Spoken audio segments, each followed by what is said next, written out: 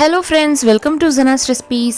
இன்றைக்கி நம்ம கஷ்டப்பட்டு முறுக்கு மாவு அரைக்கவே வேண்டாங்க. 5 நிமிஷத்தில் சட்டுன்னு ஒரு சுலபமான முறுக்கு எப்படி பண்ணுறதுன்னு பார்க்கலாம். இதோடைய சவுண்டு எப்படி இருக்குன்னு சொல்லிட்டு நீங்களே பாருங்கள்.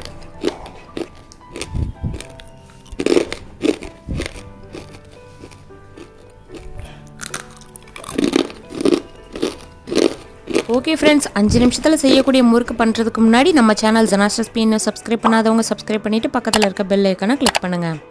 இதை செய்ய ஆரம்பிச்சிடலாம். ஃபஸ்ட்டு ஒரு மிக்சிங் பவுலில் 1 கப்பு கடலை மாவு எடுத்து போட்டுக்கோங்க. கடலை மாவு நம்ம நார்மலாக பஜ்ஜி போண்டாவுக்குலாம் செய்யக்கூடிய கடலை மாவு 1 கப்பு சேர்த்துக்கோங்க. இது கூடவே எந்த கப்பில் கடலை மாவு எடுக்கிறீங்களோ அதே கப்பில் 1 கப்பு பச்சரிசி மாவு, நார்மலாக நம்ம வீட்டில் எப்பவும் இருக்கக்கூடிய பச்சை அரிசி மாவு 1 கப்பு, 1 கப்பு கடலை மாவு 1 கப்பு பச்சரிசி மாவு ஈக்குவல் அமௌண்ட்டாக போட்டுக்கோங்க. இது கூடவே 1 டீஸ்பூன் எள்ளு போட்டுக்கோங்க, கருப்பு எள்ளு, 1 டீஸ்பூன் ஜீரகம் போட்டுக்கோங்க, ரெண்டுமே ஈக்குவலாக போட்டுக்கோங்க. 1 பிஞ்ச் பெருங்காயத்தூள் போட்டுக்கோங்க. முறுக்குக்கு தேவையான உப்பு 1/2 டேபிள் ஸ்பூன் போட்டுக்கோங்க. 1/2 டேபிள் ஸ்பூன் மிளகாய் தூள் போட்டுக்கோங்க. இது கூட 2 டேபிள் ஸ்பூன் நல்லா ஆயிலை நல்லா ஹீட் பண்ணிவிட்டு கொதிக்க ஊற்றுங்க. ஆயில் நல்லா சூடுபடுத்திட்டு அதுக்கப்புறம் தான் நீங்கள் ஊற்றணும். ஆயிலுக்கு பதிலாக நீங்கள் டால்டா கூட சேர்த்துக்கலாம்.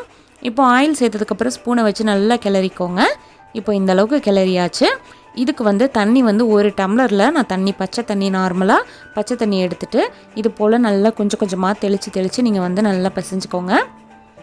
தண்ணி ஒரேடியாக ஃபஸ்ட்டே ஊற்றிடக்கூடாது. கொஞ்சம் கொஞ்சமாக தெளிச்சுட்டு நீங்கள் பக்குவத்தை பார்த்துக்கிட்டு அதுக்கப்புறம் நீங்கள் பிசைஞ்சுக்கோங்க. பாருங்கள், இப்போ 1 டம்ளர் தண்ணியும் நான் ஊற்றிட்டேன். இப்போ நம்மளுக்கு நல்ல மாவு இந்த அளவுக்கு நல்ல திக்காக அப்படி கெட்டியாக வரணும். ரொம்ப குழகுழன்னு ஆக்கிடக்கூடாது. நல்ல ஒரு சப்பாத்தி மாவு மாதிரி பதத்துக்கு கொண்டு வந்துடுங்க. பிசைஞ்சு வச்சுக்கோங்க. பாருங்கள், அப்படி அமுக்குன்னா அப்படி அமுங்கணும், அப்படி சாஃப்டாக இருக்கணும். அதுதான் கரெக்டான பதமாக இருக்கும். இப்போ முறுக்கு மாவு ரெடி ஆயிருக்கு.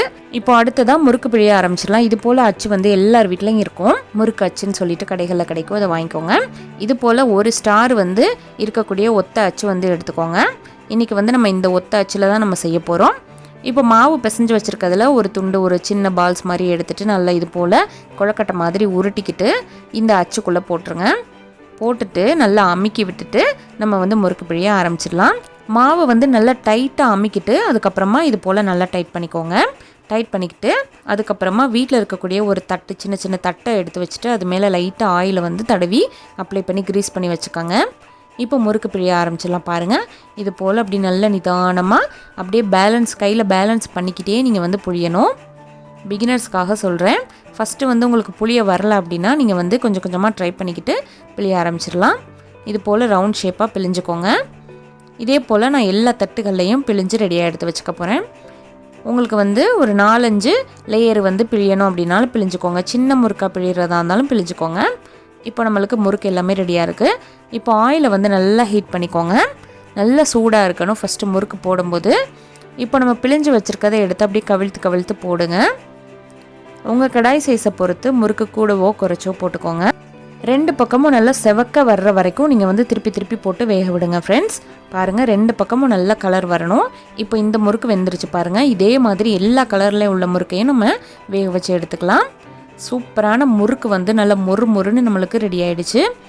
நம்ம 2 கப்பு மாவு யூஸ் பண்ணதுக்கு நம்மளுக்கு கிட்டத்தட்ட 50லேருந்து 60 முறுக்கு கிடச்சிருக்குது. வீட்டில் சட்டுன்னு ஒரு 5 நிமிஷத்தில் செஞ்சு முடிச்சிடலாம். 5லேருந்து 10 நிமிஷம் தான் மேக்ஸிமம் ஆகும். இவ்வளோ முறுக்கு செஞ்சுருக்கோம் பாருங்கள். ரொம்ப சூப்பரான டேஸ்ட்டாக இருந்துச்சு. கடையில் கிடைக்கிற மாதிரியே தான் இருந்துச்சு. ஓகே ஃப்ரெண்ட்ஸ், இதே மாதிரி செஞ்சு பார்த்துட்டு எப்படி வந்துச்சுன்னு சொல்லுங்கள். வீடியோ பிடிச்சிருந்துச்சுன்னா லைக் பண்ணி ஷேர் பண்ணுங்கள். மறக்காமல் சப்ஸ்கிரைப் பண்ணுங்கள். தேங்க்யூ.